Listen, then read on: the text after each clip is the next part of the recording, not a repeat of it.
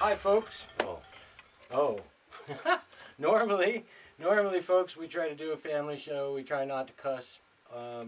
We try not to use any profanity at all. Sometimes we slip. But today is I have to say, Salt-free diet. Right in the beginning of the show, that this is an R-rated show. We will be cussing. We will sound, At least he will. We will sound like maybe like not me, 15-year-old girls on YouTube. Anyways, so there's your warning. If you're under 18, please turn this off and go watch something a little nicer. Thank you.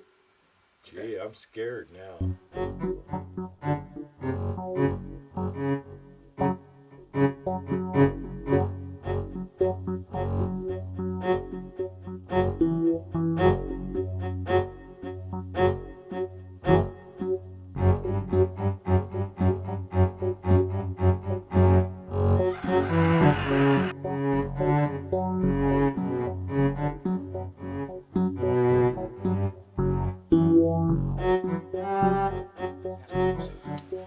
So, Niburu. Yeah, what do you think about all that? What I think about Niburu? I don't know if it's what I think about Niburu that's really important. I can see it's what a lot of other people seem to be thinking about it right now. I hear all kind. I hear it on the All over YouTube. the radio, and all over YouTube, and that's certainly all over the internet. Yeah. So there's this planet called Niburu, which is supposed Supposedly to. on the other side of the planet? And it's like, we can't see it. It's no one can see it except all these people know it's there. Why? Why can't we see it? Because Apparently, we have drones flying around keeping track of all the there's citizens two, right. here on Right, this and they don't planet. see it either. Right. But all these, I guess I will just have to say doomsayers, because really that's what they are, about Niburu having, coming in collision course with our planet, or at least a close flyby or whatever, causing all kinds of catastrophic change. Well, let me ask you, are they doomsdayers or are they fearmongers? Isn't it kind of the same thing? I guess. Maybe it sells more DVDs, huh? Oh, it's sensationalism for sure. Makes more money on YouTube. It's sensationalism, and it's definitely seems to, when you step back and look at all the collective, hogwash of it all, it seems pretty profit-oriented. Yeah. Generating traffic on the internet. Except, there's this thing that keeps on resonating through all these conspiracies, and I'm going to come back to the CT thing, the conspiracy theories. Okay. Yes. Because there's a common thread that runs through all of it, and there's Sure there is. To me, it seems like, okay, yeah, there's something going on, but it almost seems like everybody's going, look over there, Yes, when that's something's right. happening over here. More and more, I get this idea yeah. in my head about the Disinformation Act. We have the Information Act, since there's always opposites in the world. Well, that's anyway. one of the We have the theories about Information Niburu. Act. Now we have the Disinformation Act, and so is it a bunch of people trying to get a bunch of other people to look somewhere else? That's one of the theories of what it is with Niburu. That's why no one sees it, is because the government is covering it up, and their satellites that have been doing, and they've somehow leaked this information, but no proof has leaked along with the information. Well, we went over proof and truth and Yes. fact before. Well, unfortunately, it's been gone over a few times in the past before we even arrived on the scene, and Yeah. it'll be around doing that little thing for a while yet. Yep. But see, so in terms of Niburu And actually, there you were talking about this common thread. So I was thinking about another common thread, which actually sort of runs through a lot of conspiracies, and you could summarize it by calling it the struggle between dark and light, or good and evil, just in this Star Wars. over Star Wars, Star Wars, Star Trek, Lord of yeah. the Rings, Yeah. right? The biblical story of the. God, it's all over the place. That's isn't right. it? It's everywhere. Absolutely. I mean, something's definitely going to happen. Yeah, something's going on. So And is there's all a this, common thread is that there, programmed? Is that programmed? Something's definitely, I feel like something's definitely going to happen. I mean, do you feel like something's definitely going to Oh, happen? most of my life, but that's like many branches of information.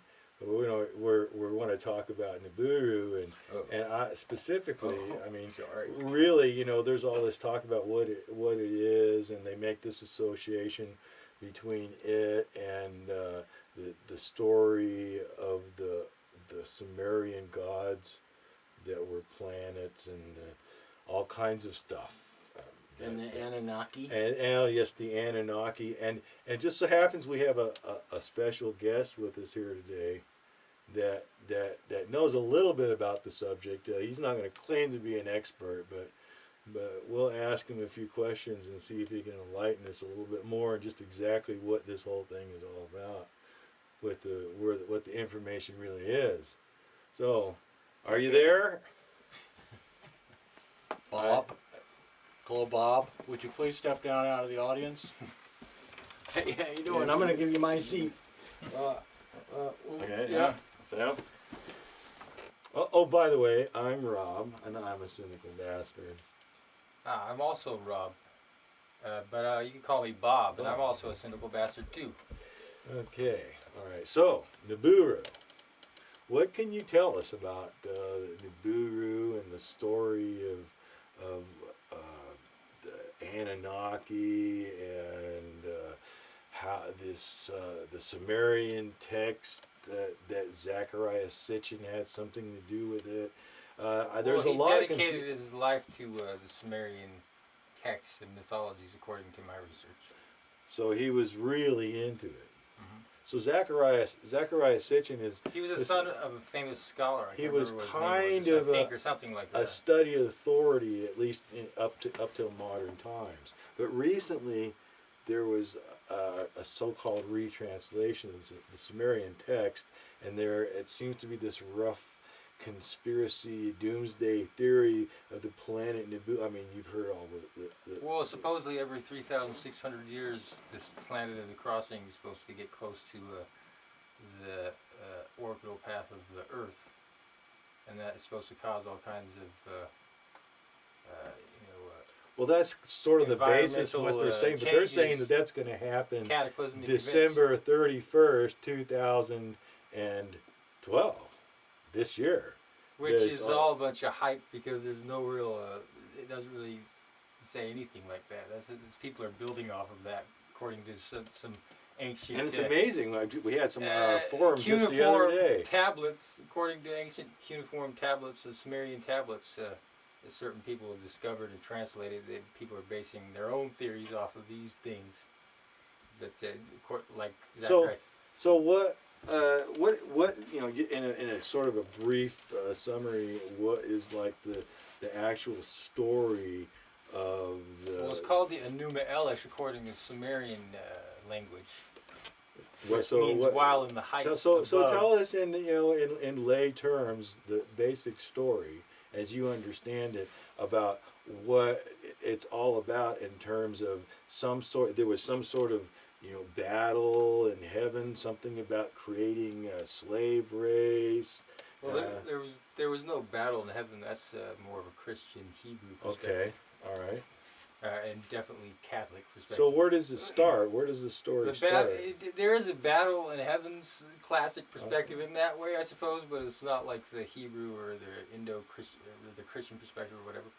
It's more like it's a dispute against the planets. Okay. Which is similar to the Greek stories of Pantheon and all that. Basically, the planets, the sun actually grew angry with the other planets, which were his children. Okay.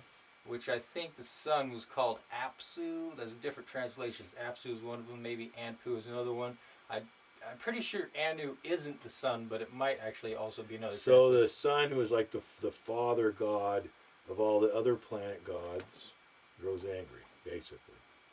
Right. Okay. He grows impatient and angry and tiresome of, if that's the right word, of Sounds like it. of his children, which are the other planets, yes. especially the big ones, Jupiter and Uranus and Neptune, Saturn, and basically, but he grows tired of them because they're making all these noises. Is kind of how the classic story goes.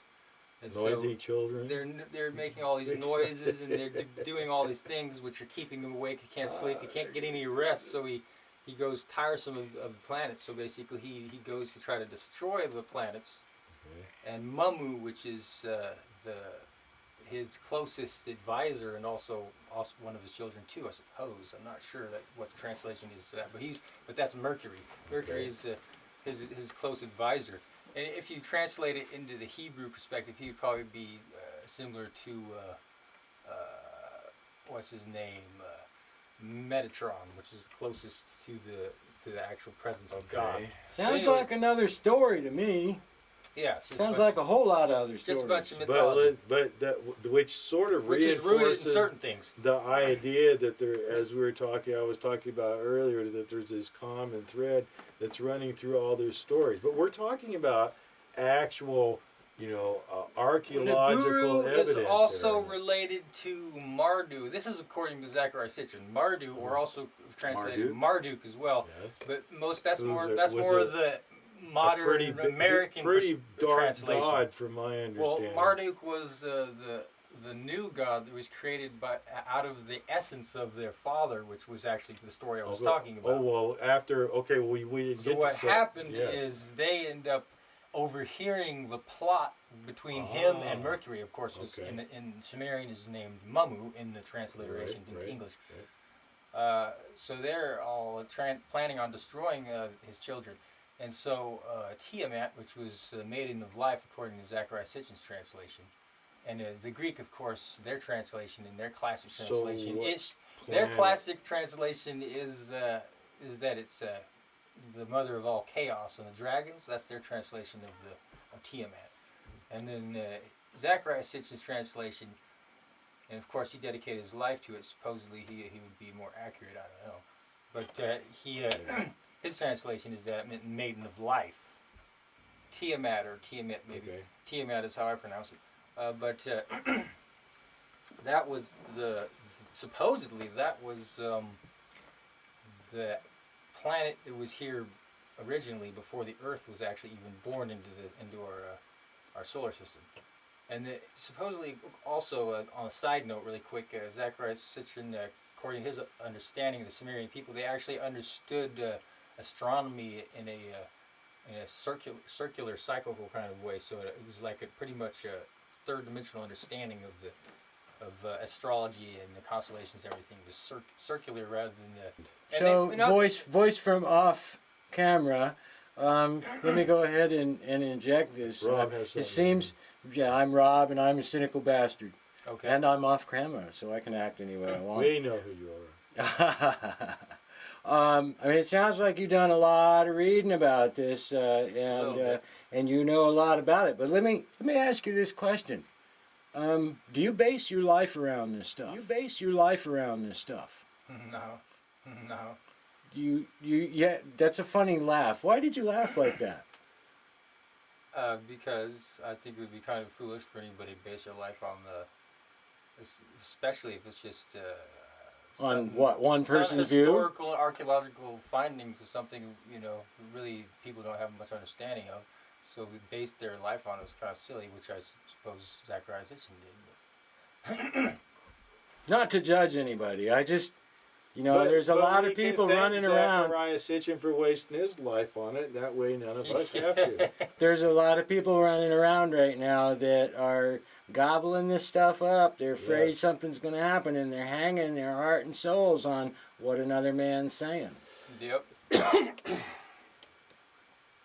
Yes, like, for example, the part of the story. What we're getting to, I do believe I can almost see it coming in this struggle between the what was the son? What was his name? We didn't establish what his Mardu or name. Mardu, Right. His plot which to, is related to Niburu, the His- planet of the crossing, according to all these resources All right, now we're getting of there. Zechariah.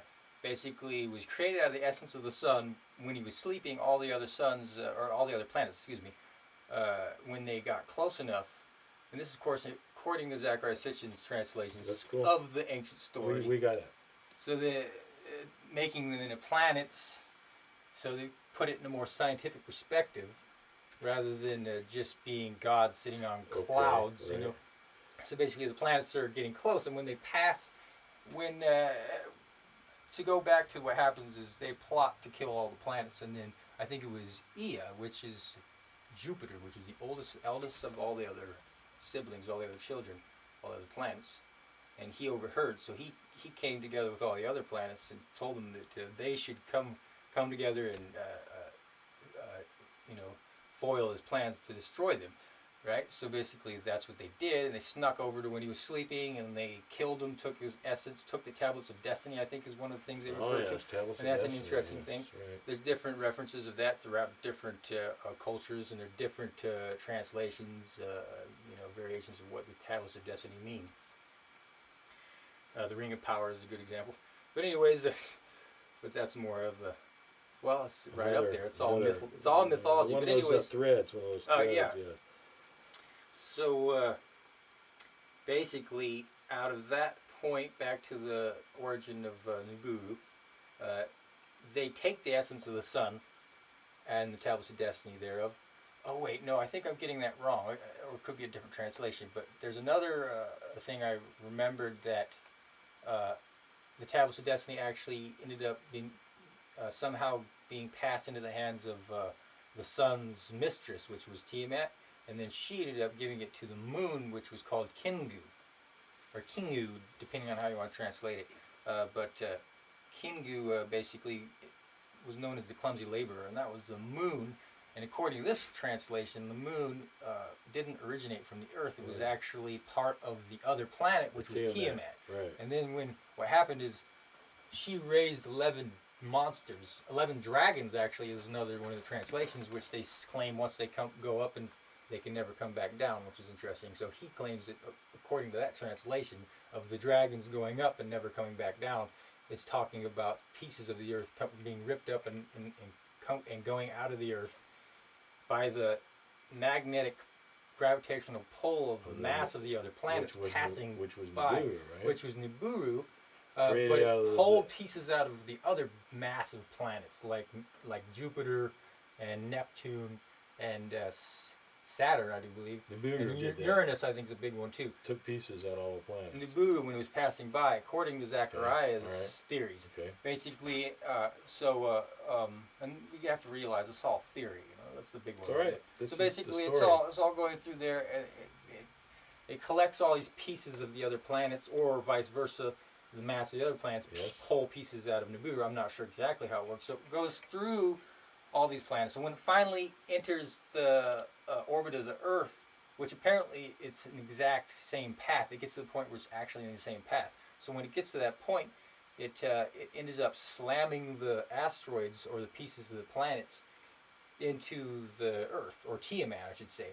And then the fourth cycle, I guess, the fourth time it ends up going around, it totally, completely obliterates Tiamat, smashing it, and half of it becomes the hammered bracelet, Which is the moon. which Or- becomes or like the this. asteroid It becomes field? like a badge or an emblem of glory for Mardu, right? Because Yeah. he slayed the Sounds like almost an asteroid belt. the monster. But it's known as, it becomes the asteroid belt. I don't know why you're okay. hinting, of course. But anyways, Right. you know that. Well, I was just confirming it by what you're But they call it the hammered bracelet. Well, yeah, it and makes then sense. they claim that, or Zachariah Sitchin claims it's the asteroid belt. Which makes Okay. sense. Actually, And makes the a lot of other sense. piece of it becomes The Earth and the Moon. the Earth and the Moon, yeah.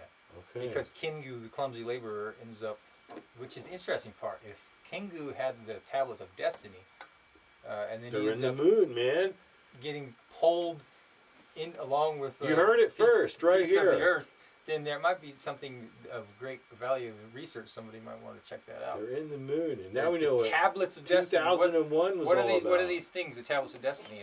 Is there any interesting The things? tablet in 2001. Everybody should go to the moon. Epiphany, Everybody man, should be right on here. Go to a race to the moon. Find out what the tablets of destiny are all about. Yes, absolutely. Maybe they already did. They Maybe probably that's what did. that's what the walk to the moon was all about.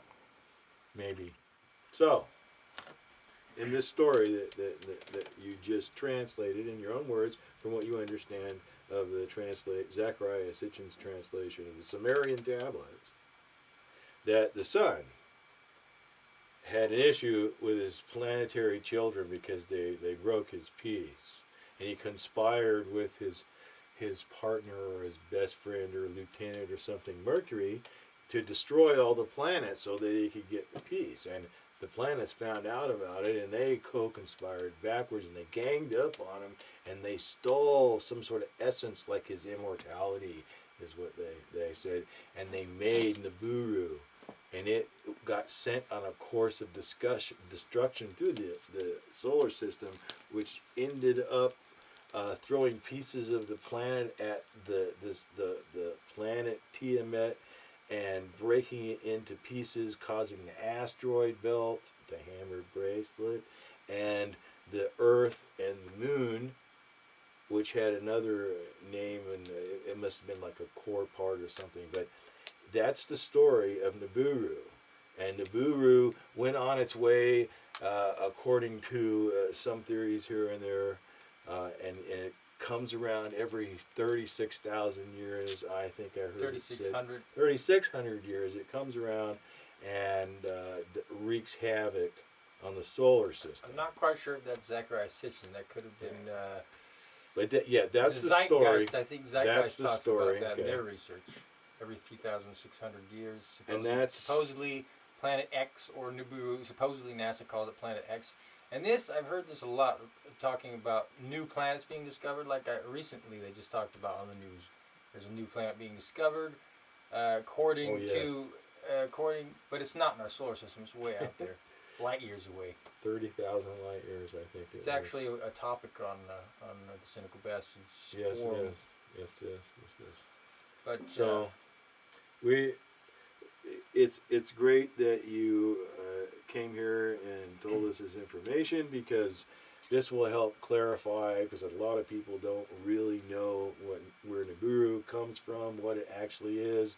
They just have this idea of a planet that's heading towards the Earth, and it's going to cause all kinds of catastrophe and destruction and end of the world and prophecies and all kinds of stuff. Mhm. And there's a lot of hype all over the internet. always hype about the end of the world. And so we thought it was important that people understood that exactly where it comes from, and they can start to make their own conclusions if they really get an idea of where it comes from, the idea of Niburu comes from in the first place. Then they can start making more cognitive decisions about how they're going to take that information. So we thank you for your coming down here, and Welcome. hope to have other interviews with you in the future. So we're going to have to take a break here, so we'll be right back.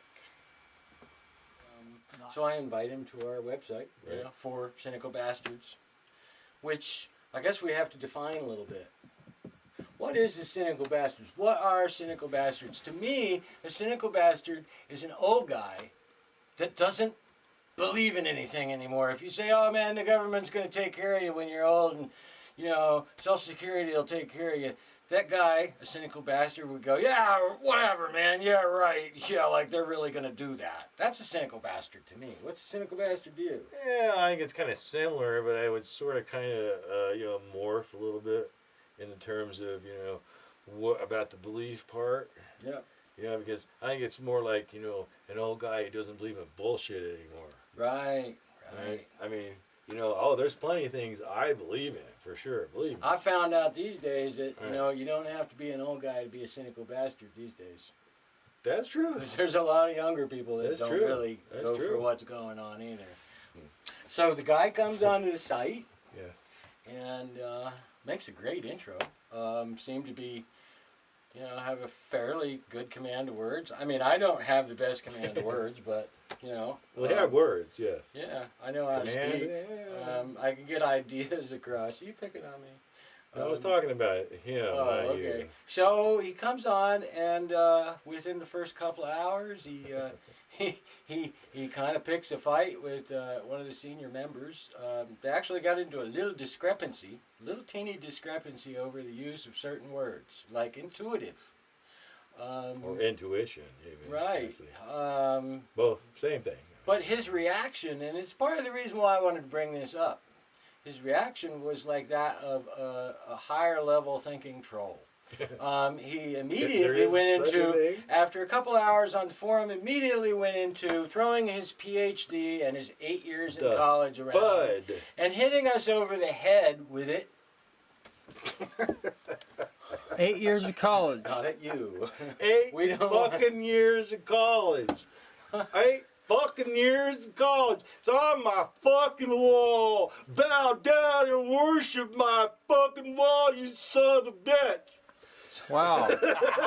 No more alcohol for you. No more alcohol for you. Oh, he doesn't drink. That's really dangerous, folks. Oh, that was just the spirit, the FUD on the wall. That was the FUD spirit speaking. And I'll tell you, man, it gets old after a while. It fucking gets totally fucking old. It's like you think you can go to college for 8 fucking years and you know everything, and you can put that, you got this little stamper thing that you can go, fact, and it's all backed up by these books that you read of somebody else's experience. Why don't you go on out and have your own?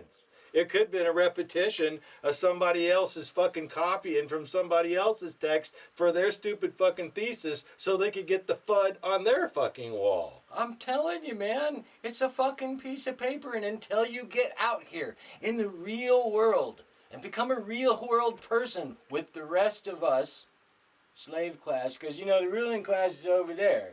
And they've made you believe that you're one of them, but truth of the matter is they just gave you a little job fixing broken ones of us. You're speaking specifically towards one, yeah, I've kind of got off on a rant. Yeah. Sorry, I just wanted to say fuck a lot.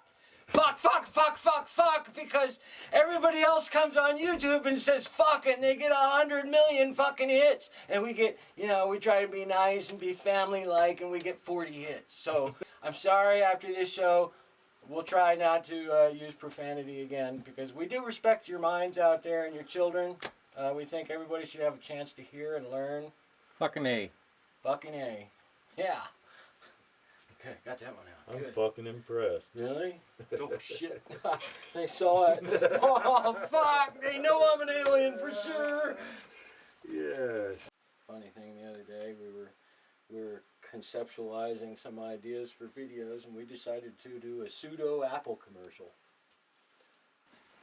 And we'd like to show it to you now. I know it looked like I was only talking to him, but I was talking to you too. Actually, no, it was me talking. It was just his lips moving and his voice that was saying it. Oh, one last note.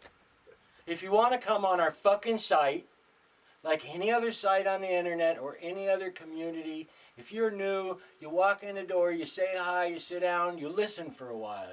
Run around, read, learn what the people are about before you come waving your fucking papers around.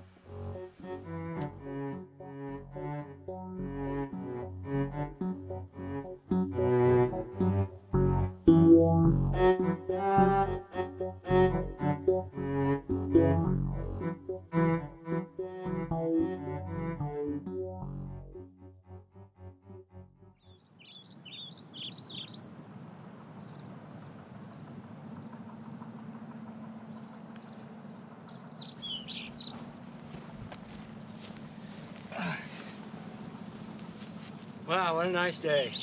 It isn't that nice, windy summer's day, although it's not very windy right now. Hey, we're sitting under an apple tree. Yes, we are. Man, I wish I had an apple right now. I better watch out one doesn't fall out of the tree and land on your head. Yeah, exactly. Exactly, just like that. Wow. Yeah, Would you look at that? Yeah, all right, sure. It's an apple. Yeah, huh. I'm gonna have a hard time eating this though. Yeah, well, Cool. lots of man. people think they can. It's a cool apple tree. Yeah, it's all right. Well, You feel like you want an apple too? maybe. I don't know. I'm more of a PC kind of guy myself, but you know, having an apple fall out of a tree would be kind of cool. But I don't know. You know, the apple gods really don't like me very much, so it's probably not going to happen. Well, you don't really like them very much. No, it's true. I don't. I really have, you know, big issues with their proprietarianism and their you know, total, you know, sort of the what the. Oh man, I'll trade you. What? No way, dude. Oh man. Oh gee. Well, I guess that's what I get. Yeah. Okay. Well, I could probably Well, sell it on Craigslist. Don't badmouth Apple. Craigslist. There you go. Craigslist what? You gonna sell it on Hell yes, I'm Craigslist? gonna sell it. What can I do with it? I don't want to do anything with this thing. You could pay a bill. Yeah, I could. Yeah, exactly. You If pay I a monthly sell it bill. on Craigslist, It's only $30 a month If I extra for data sell it on charges. Craigslist, I can pay a bill, and I won't have to pay for the you know, owning it every month. Okay, well I'm gonna keep what the apple tree gave me. Yeah, well, that's right. Okay, well, I guess if you kiss up to Apple enough, they'll give you I think an old laptop. Well, you just gave me your phone that the tree gave you, so I guess I'm working out pretty good here. I got a laptop and a phone. yeah, yeah. You just keep your PC. um,